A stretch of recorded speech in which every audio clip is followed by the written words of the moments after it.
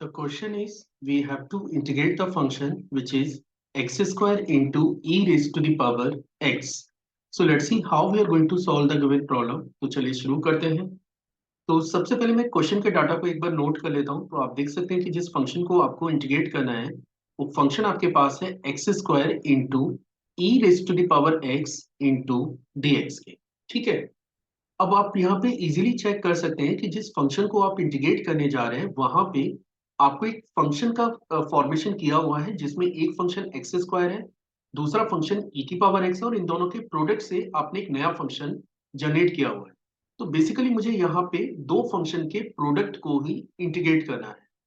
और इनकेस अगर आपके पास दो फंक्शन प्रोडक्ट में मौजूद है, लेट फर्स्ट फंक्शन यू है, दूसरा फंक्शन वी है, और इनकेस अगर आप इन दोनों के प्रोडक्ट को इंटीग्रेट करने जा रहे हैं तो इसमें आपको इंटीग्रेशन बाय पार्ट्स यूज करना होता है।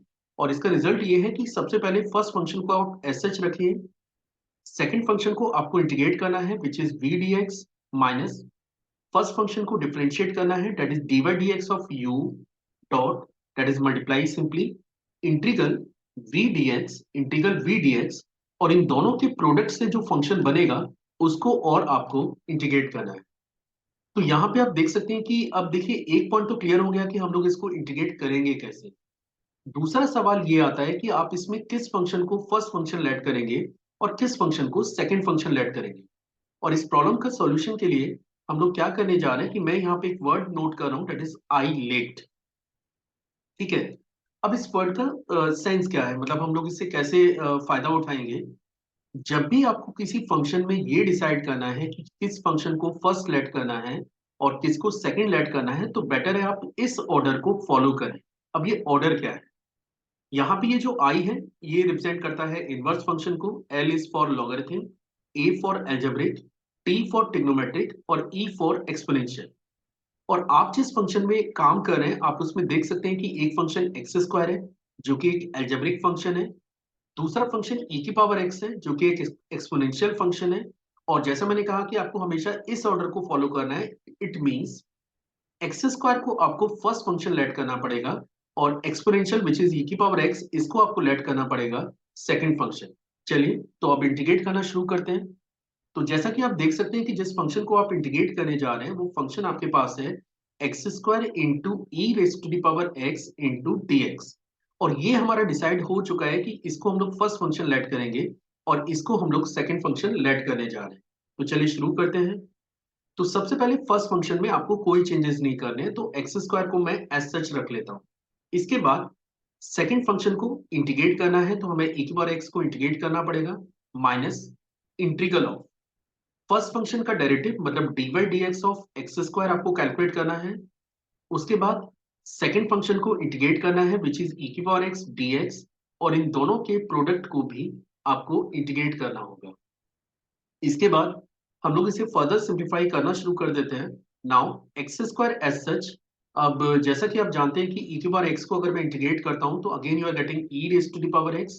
तो ये बन जाता है x square e raise to the power x minus integral of x square को अगर आप डिफरेंशिएट करेंगे तो यू आर गेटिंग 2x, और e की पावर x को अगर आप इंटीग्रेट करेंगे तो ये अगेन आपको e की पावर x मिलने जा रहा है।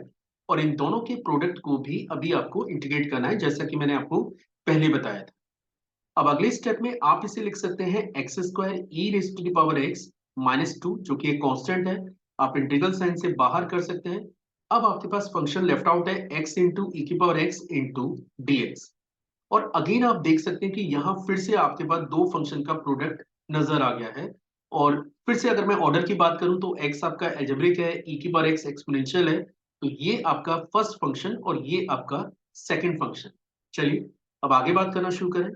नाउ एक्स स्क्वायर ई की पावर x, यहाँ पे कोई चेंजेस नहीं है, माइनस के 2, और यहाँ मैं एक ब्रैकेट ओपन कर लेता हूँ।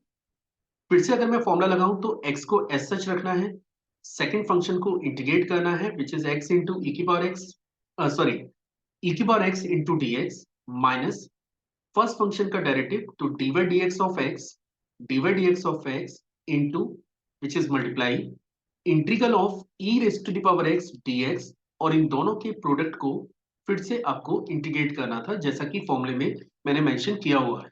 चलिए देखते हैं कि आगे हम लोग किधर जा रहे हैं।